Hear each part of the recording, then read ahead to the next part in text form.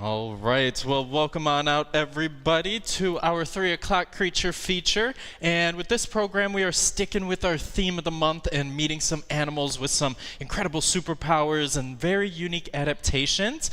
But this program, we're actually switching up our creature features a little bit recently, and not just meeting one animal during a creature feature, we're actually going to be meeting 2 different species. But we're going to be meeting some incredible animals, and the first one that we're going to be meeting has a lot of myths and legends around it, and it's a little bit too early to really go into Halloween season. Spirit Halloween may disagree with that. They never think it's too early.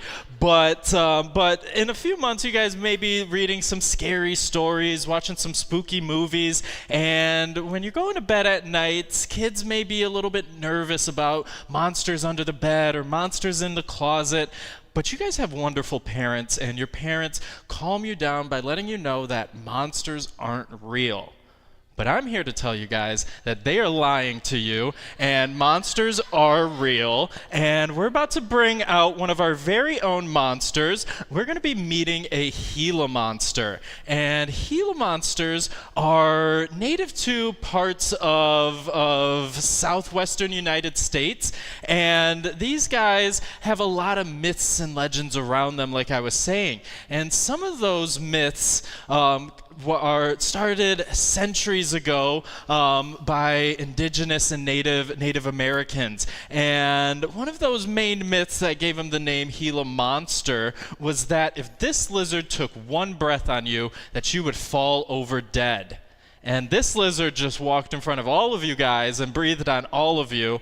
But I will promise you, you guys won't fall over dead. But the sprinkle of truth in that is that this lizard is one of only 2 highly venomous lizards. And reptile venom comes in about 3 main flavors, or mainly 2. There's a third one, but we won't discuss that one. But the 2 main ones are hemotoxins that attack your blood system, and the other one is neurotoxins, and that attacks your nervous system. The third one we get into in our adult programs. But then Gila monsters, they have a complex mix of both neurotoxins and hemotoxins. And it is so complex that scientists haven't been able to create an anti-venom for this species of lizard.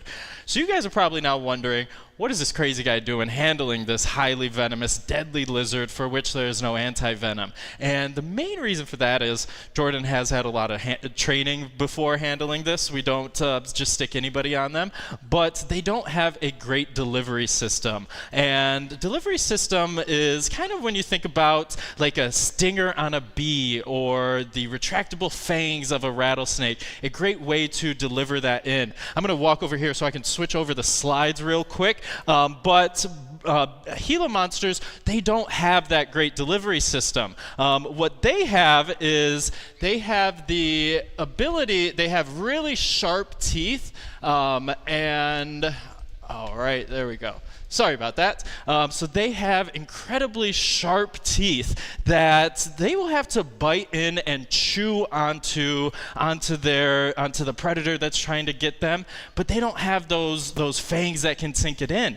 But what they do have are little capillary or little grooves up along their teeth that as they bite and chew, that's the video we couldn't load. So there is a video of them biting and chewing. We are having some technical difficulties right now. But they have to kind of bite and chew it in. And when you think about it, like when you're chewing bubble gum, you produce a lot of spit. And for Gila monsters, that venom is their spit or their saliva. So as they're chewing it in, they work that into the predators there. But they are only doing this as a defensive measure. And we know that they're only doing this as a defense and not as an aggressive animal because of their coloration. That is very bright, contrasting colors with the almost coral orange contrasting with the dark black. That is not meant to blend into the desert region that they're in. They stick out like a sore thumb, and that is on purpose because if a bird or coyote tries to bite them, they will see those bright colors and think, I don't want to mess with this dangerous lizard. But if the colors don't do the trick to warn them away, they will open their mouths and make that very clear, and they will do this threat display. And many times this does the trick, and animals will get the hint that this is a dangerous animal that they want to stay away from, because these lizards also don't want to get in a confrontation like that and have to use their venom. And the other reason why we know that they are only venomous strictly as defense is because their favorite food are eggs. These guys aren't running around catching mice, things like that. They're not very fast. They will stick their full head in a nest of eggs, stick their full head even in an egg, but that is their main diet.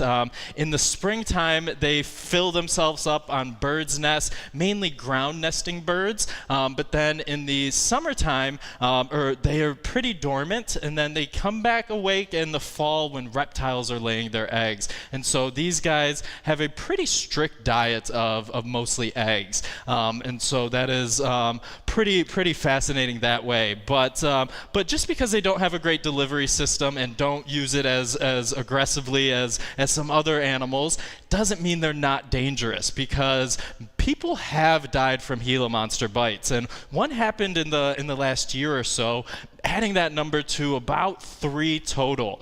But all 3 of the people who died from Gila monsters had one thing in common. They all had pet Gila monsters. So if you guys don't want to get bitten by a Gila monster, it is pretty easy to avoid that and not going out and getting a pet Gila monster. Because in the wild, people will see them in their backyards in Arizona. They want nothing to do with you. So they're not going to go out and bite you or anything like that. And so it's pretty easy to avoid it in that way. But Gila monster venom is not just famous for the toxicity and them being the only one of the only lizards to have it.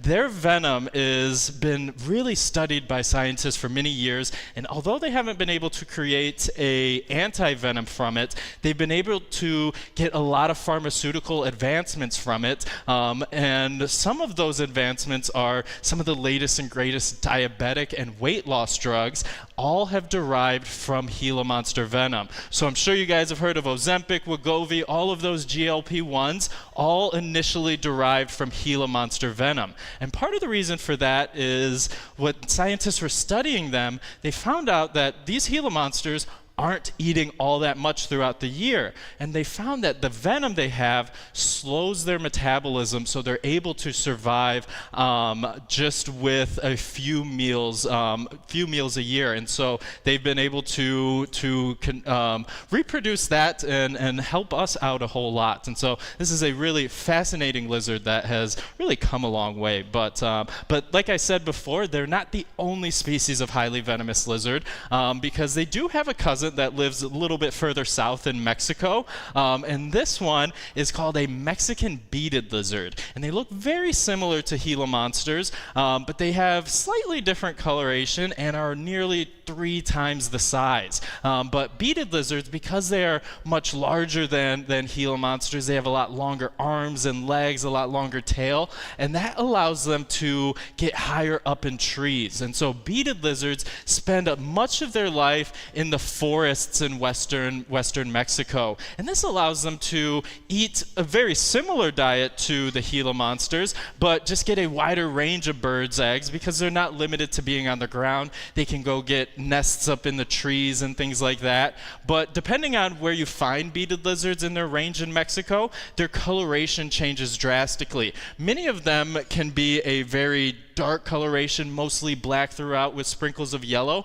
but some of them can be very similar to Diego that we're bringing out right now. He has a lot of yellow throughout his body, almost looks like a bumblebee with that pattern, and so very similar to the Gila monsters. That pattern is an aposematic coloration that really is meant to warn off those predators. And as Diego was walking around, you guys may have seen him stick out his tongue. And they are smelling with their tongues, very similar to snakes will. When they stick out that tongue, it collects particles that are in the air, and it allows them to figure out whether food is nearby, a predator is nearby, and they get all of that senses from that tongue there. But the beaded lizards, they get their name from the beads that line their body. And those little beaded scales are very similar to the armor that's found on an armadillo. So if you guys did see the 1 o'clock program, or if you're waiting to see the 4 o'clock program,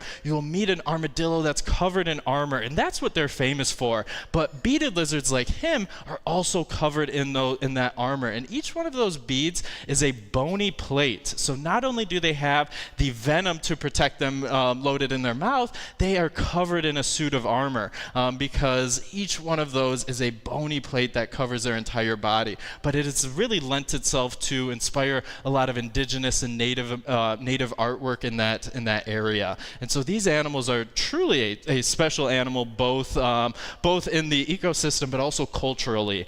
But when talking about reptiles and talking about especially venomous reptiles, they get villainized a whole lot. And with it being super animals with superpowers, these guys are definitely not a villain in this story, because they're really just defensive animals that have adapted these superpowers to really protect themselves from some of the tougher predators that they engage themselves with. But one subspecies of beaded lizard is actually the most endangered species of lizard on the planet, and there's roughly about 150 of them left in the world. And it's very important that we do not overlook these endangered species of reptiles, not only just for those animals themselves, because I know not all of you guys love reptiles, especially the venomous ones, as much as we do, but with the advancements that's coming out from pharmaceuticals and just scientific advancements, many of these reptiles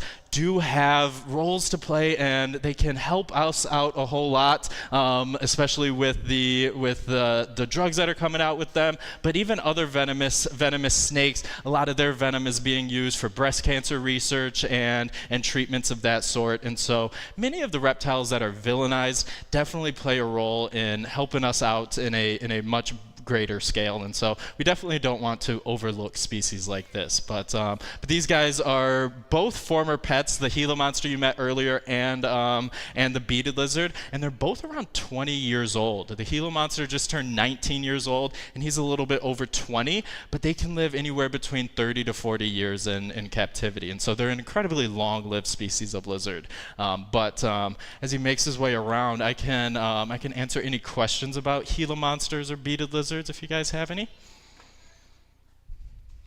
Yeah.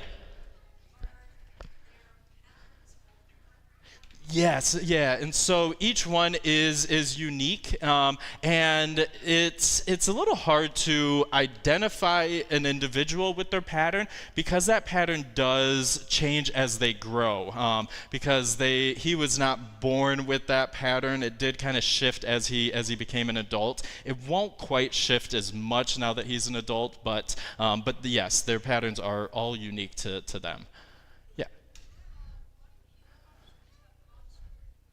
You know, because of that venom that they have, they were really villainized for the longest time, and so that's how they got the name monster, because they had that extra level of protection. But I don't think they're a monster by any means. They're actually one of the calmest lizards we have here.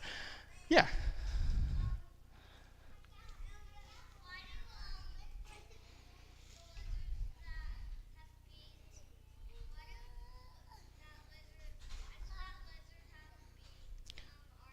So they have the armor because even though they are venomous, they do live with some predators like birds, like eagles and hawks, and birds like that are quick enough to dodge their bite and still peck at them, and that armor allows them to protect their body where they can't bite and things like that. So it does protect them from birds that are a little bit too fast to get bitten. But yeah, so they are pretty much protected all the way over. And yeah, you got a question in the back?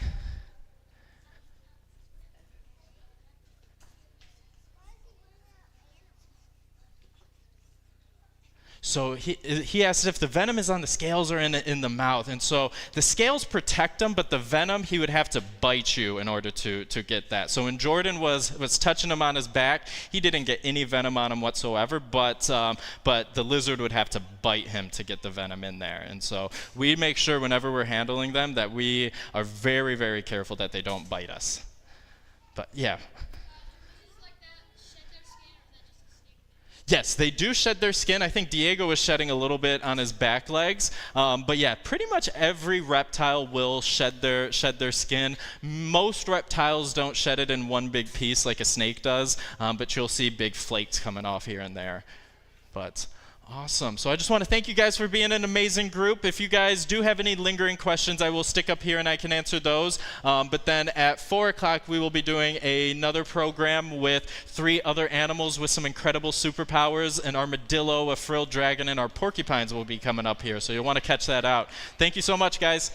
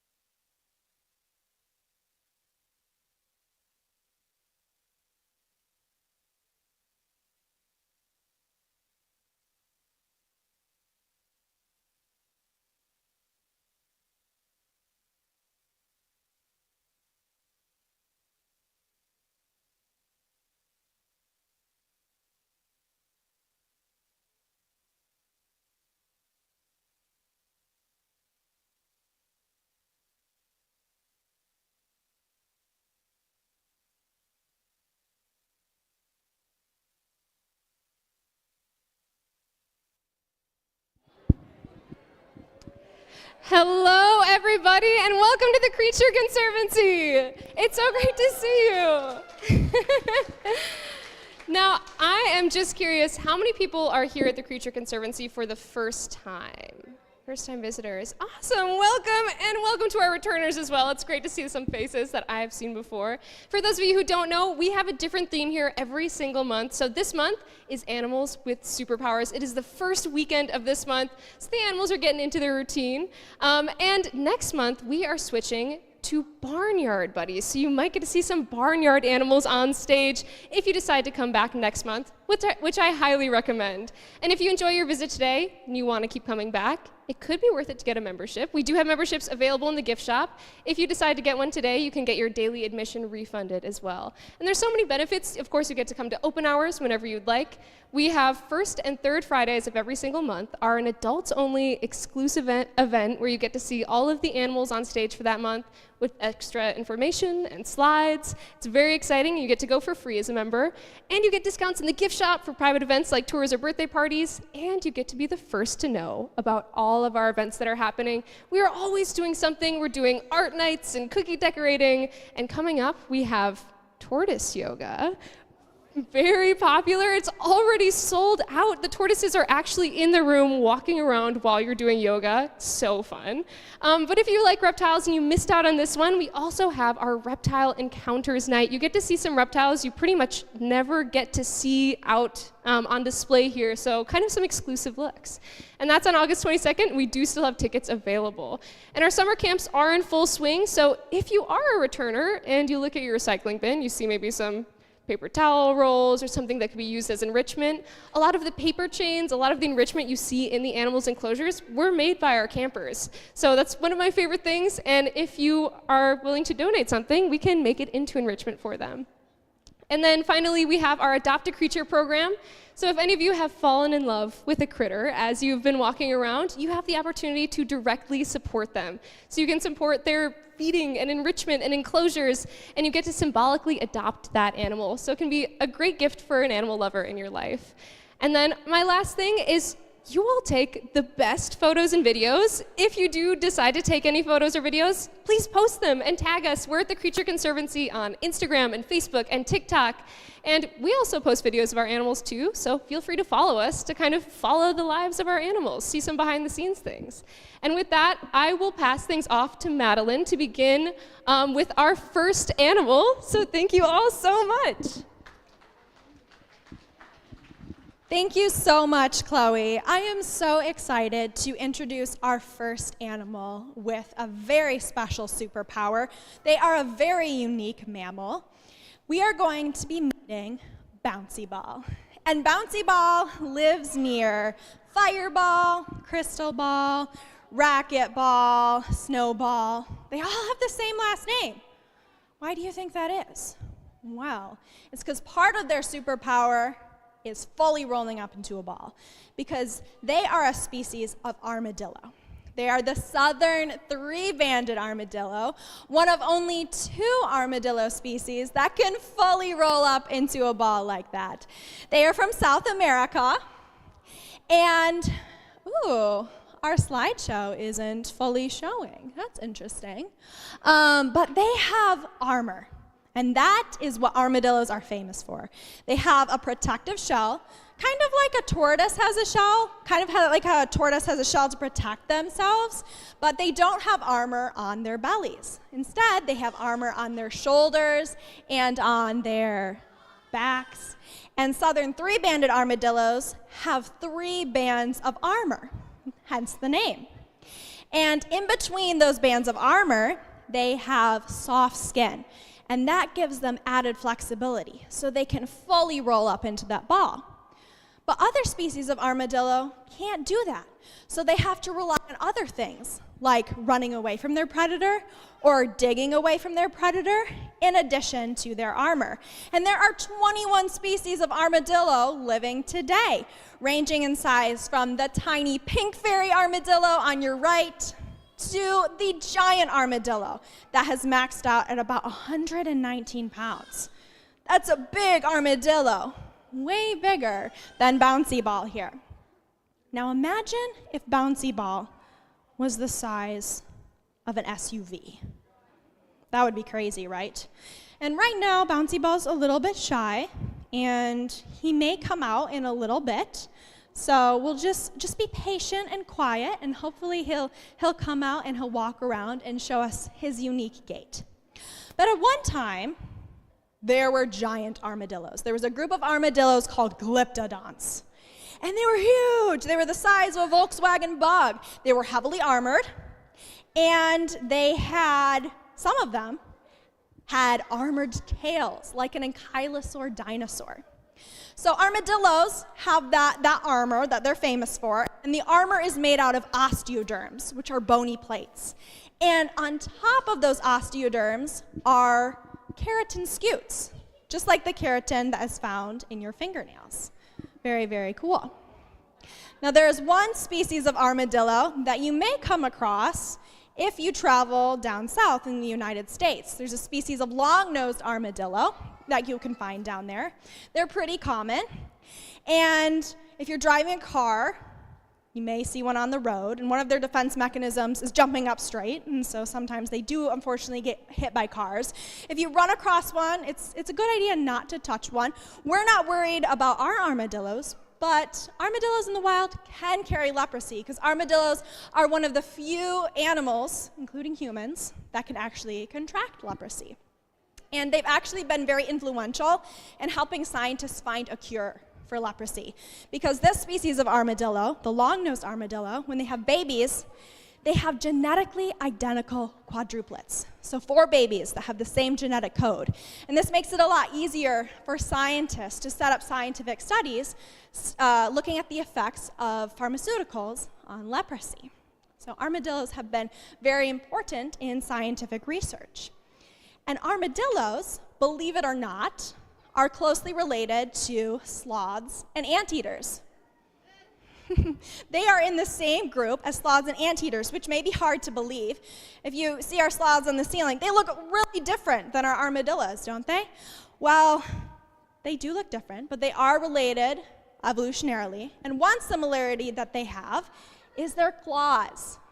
And so, thank you, Chloe. Chloe's helping me out with the slides. They're not loading fully. But Bouncy Ball here has claws on his front feet. And when he walks on his front feet, he walks on his tippy toes. And so he walks digitigrade on those feet. And then on the back feet, he walks on his flat feet. It's called plantigrade. That's how we walk.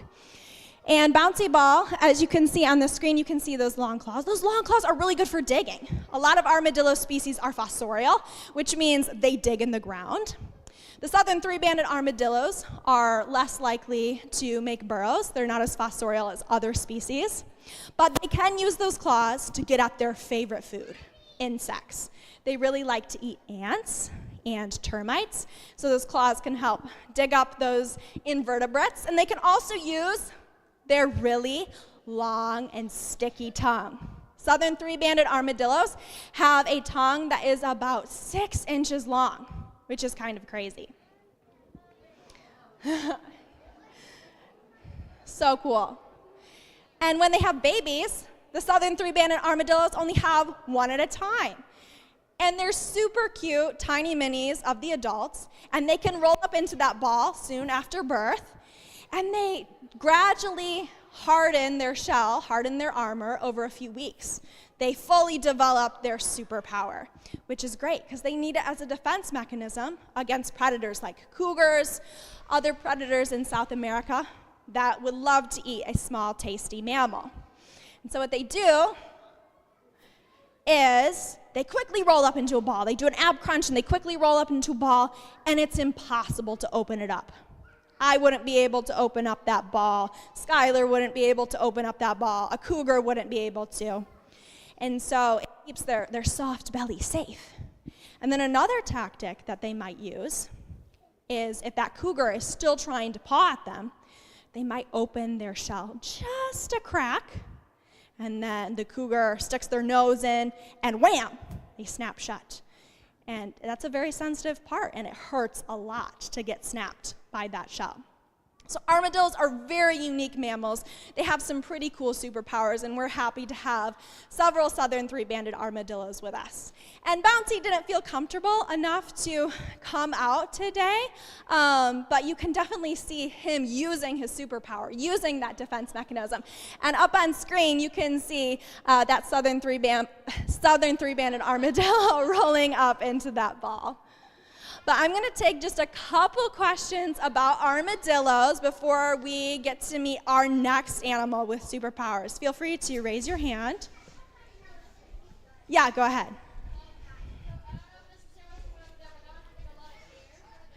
Yeah, so we also have another species of armadillo called a large hairy armadillo. The question was that Ozzy has more hair.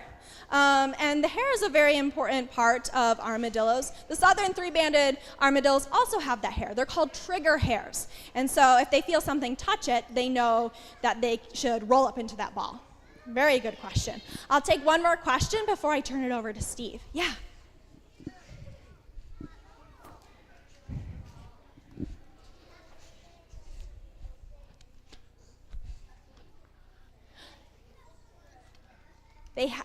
So how do they open and close their shells? How do they close it really fast? So on their backs, they have bands, and they have skin in between that's very flexible.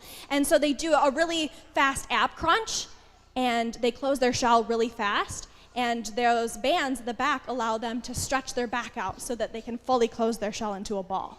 Very good question. All right, thank you so much. We're now going to introduce our next animal with superpowers. Okay. Thanks, Madeline. We are going to take a look at an Australian guy. They're found in northern parts of Australia, more in the forested sections of Australia, and the southern parts of New Guinea. We are going to take a look at a really cool lizard called a frilled dragon. Now, when some people first see him, they might recognize his cousin, a bearded dragon. A bearded dragon is actually a fairly common lizard in the pet trade. It's actually one of the better non-traditional pets out there. Bearded dragons don't get quite this long, and bearded dragons are kind of vegetarians. This guy is mostly an insect eater, but he is a very close relative of the bearded dragon, the one that we see in pet stores often. But this guy lives up in the trees, and they are very well camouflaged. When they're hanging on the bark of a tree in Australia, they are very difficult to see. So I would say his first superpower is definitely being really, really well camouflaged. And what's really cool about them is they'll sit in the tree, just on the side, just like that, all blended in, and they're watching for hawks, and they're watching for snakes, they're watching for predators. And if they see in the distance that a snake is moving over in their general direction, they will do exactly what a squirrel does around here. Have you ever been walking through a park and saw a squirrel on the side of the tree, and as soon as you start walking toward it, it goes over to the other side of the tree? These guys will do the exact same thing.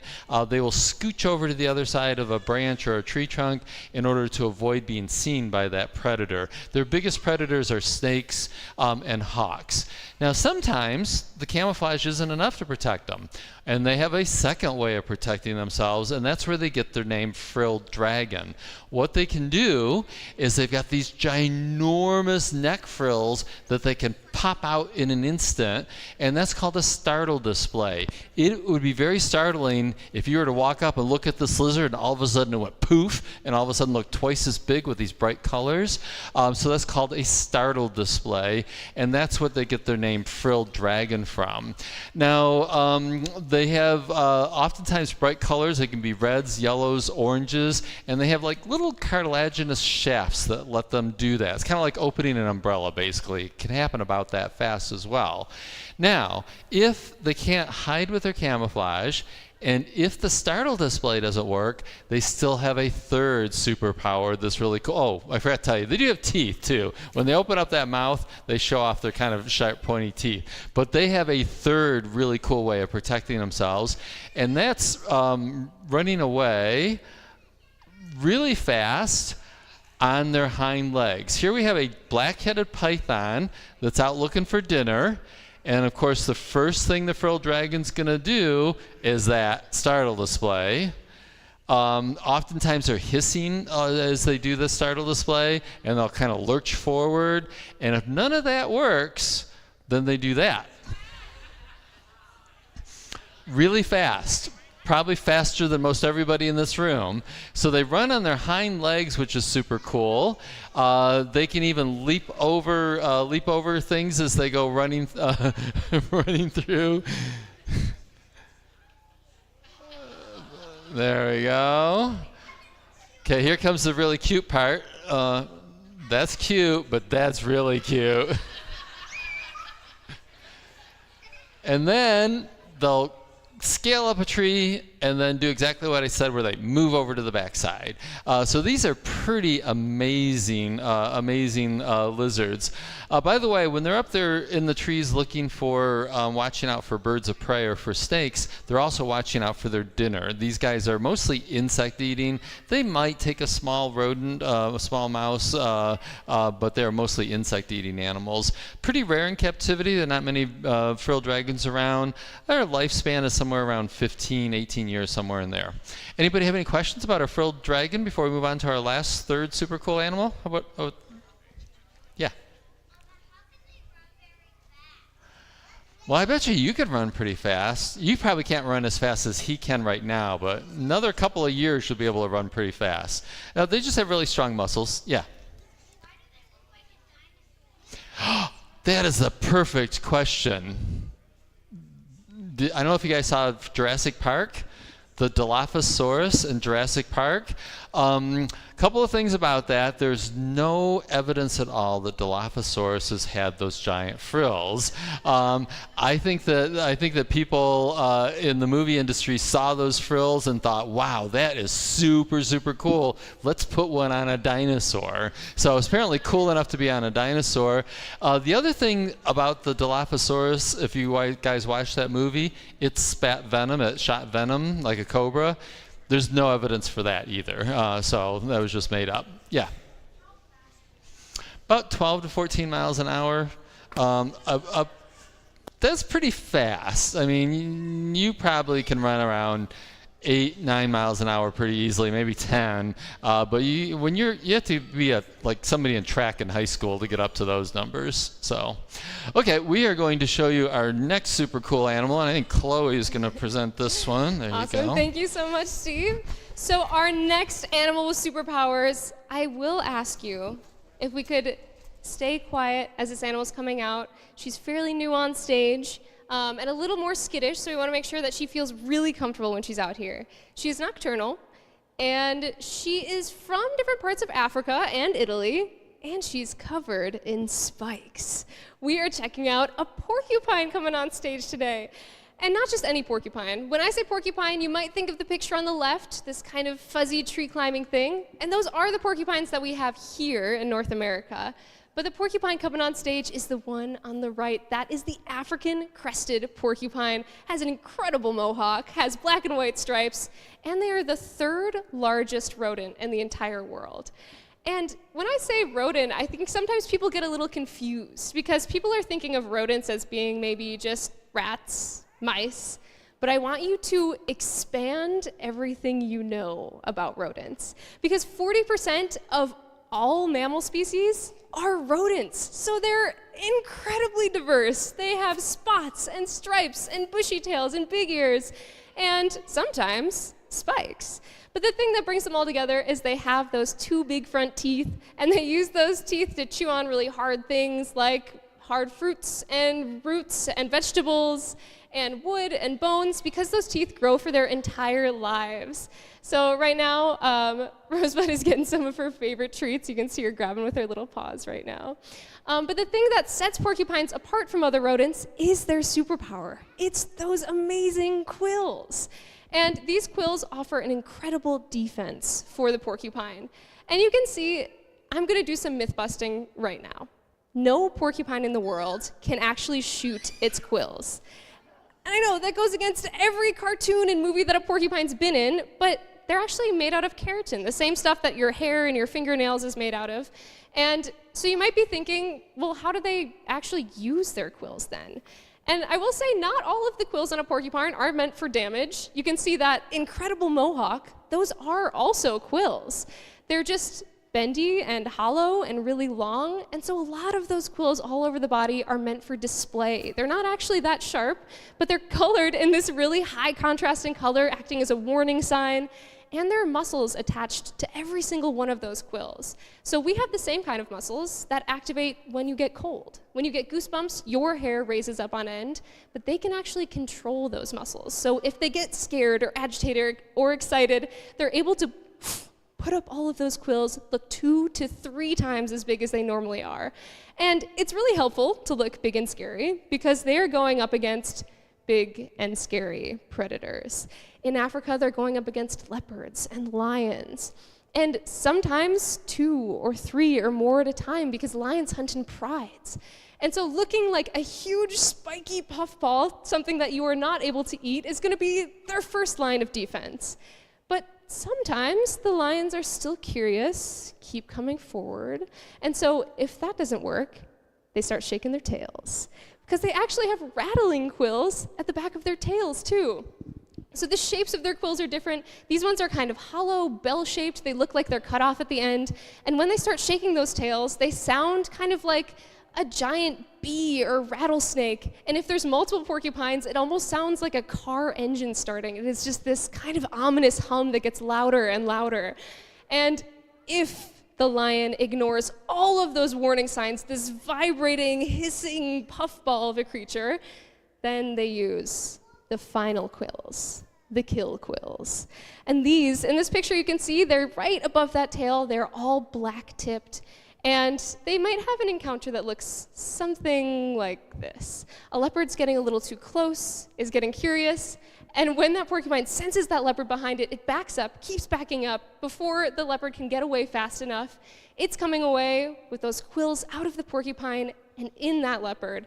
And the porcupines get away scot-free, and the leopards are left to pick out these quills from their face and their paws and their chest. I know. And so it leaves a really lasting impression on these predators that I'm gonna find an easier meal next time.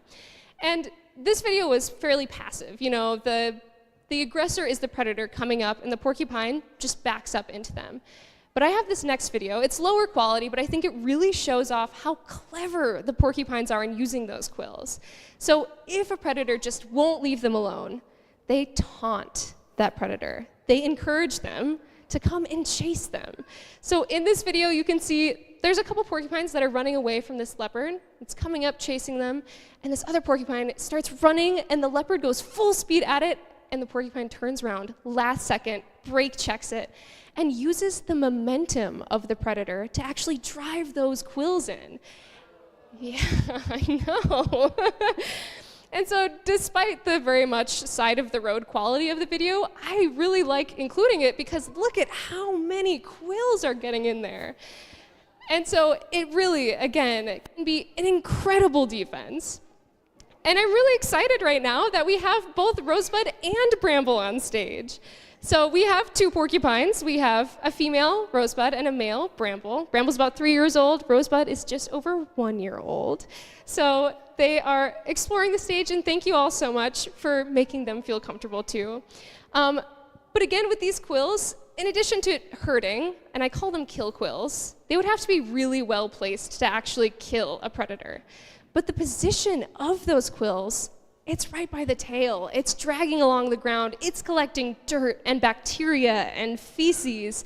And so they don't make their own venoms or poisons, but they are injecting this bacteria directly into the face, the chest, the nose of this animal. And so it leaves a festering wound, bacteria, and infection that actually could end up killing that predator. So they are really amazing for having those quills, for being clever enough to use them and use their environment with them too. But they're not always quite so spiky. This is a picture of some porcupines right after they're born. And the quills are kind of like cooked spaghetti noodles. They are pretty limp and soft, but they start to harden up in the first few days after they're born. And with that, they decide to start practicing with their quills pretty quickly.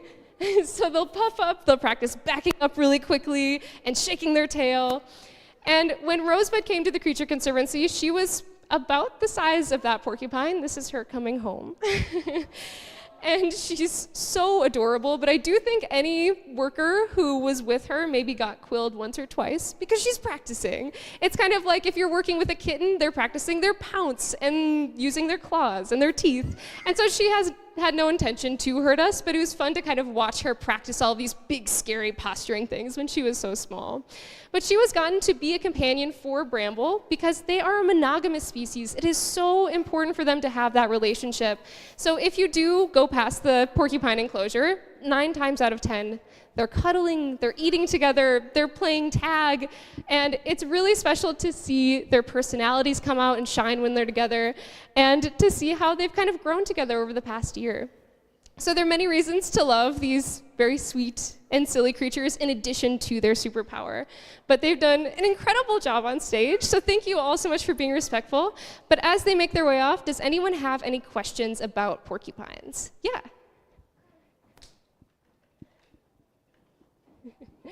I can come back to you.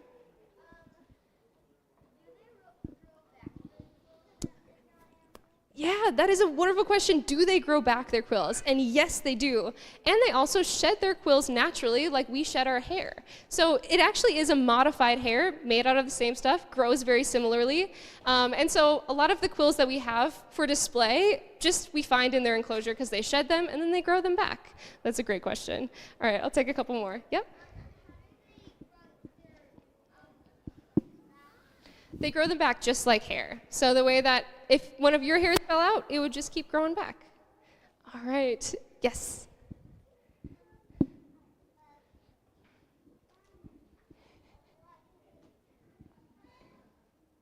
Why do they have quills?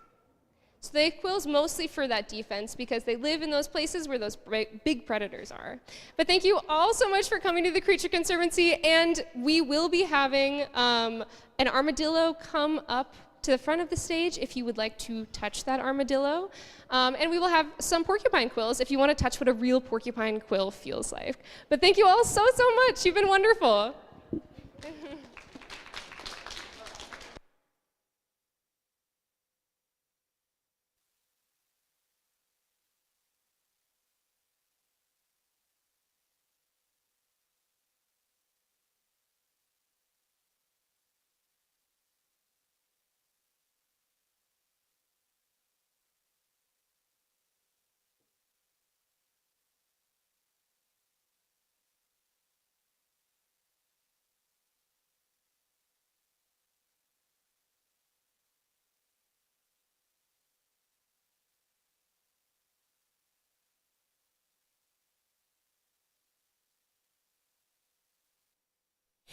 And if anybody is interested, please ask your questions and come up. But after, feel free to go watch Al the alligator eat his dinner. He's going to be out on the dock in just a few minutes. So after you wrap up here, please feel free to go out and watch that and have a wonderful rest of your time here today.